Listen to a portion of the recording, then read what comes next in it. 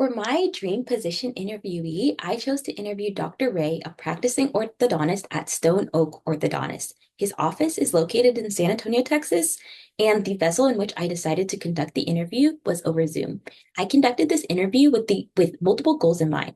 Firstly, being about Dr. Ray's journey in the dental field. Secondly, being what his day-to-day responsibilities were. Thirdly, being how he interacts with patients. And lastly, being his perspective on the future of orthodontics and what that will be. Dr. Ray graduated dental school from the University of Texas Health Science Center in San Antonio, where he went on to complete his residency as well. Orthodontics residency is extremely competitive as it typically only takes the top graduates in the dental school class. Dr. Ray discussed how doing research during dental school is an important and great way of standing out in your orthodontics residency application. You also have to take many standardized tests, firstly being the GRE, which is the most common, and less commonly, the ADAP.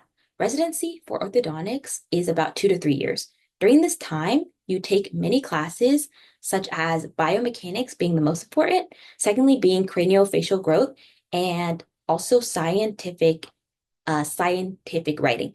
Being in his profession, Dr. Ray says he typically sees about 50 patients a day, which is much more than general dentists. Dr. Ray says it's an important attribute of being an orthodontist is being a people person, as well as having effective communication, which is essential to making sure that patients feel comfortable and relaxed. His most common procedure is placing aligners as well as attaching brackets to braces. Dr. Ray says he believes in the next 5 to 10 years, the orthodontics field will have perfected 3D printing and imaging for retainers, and digital orthodontics and clear aligner technology will have accelerated treatment methods and AI powered treatment planning. One of my strengths, I feel, during the interview was my adaptability and attention to detail. I added follow-up questions and allowed Dr. Ray to explain his statements, allowing for more fleshed out insight. What needed the most work was my pacing. I felt myself rushing because I was trying to make sure I could get every question that I needed to. I learned that interviewing is a balance where you have to actively be listening in order to transition easily between topics, but at the same time, you have to make sure you ask follow-up questions that are relevant to what the person is speaking about.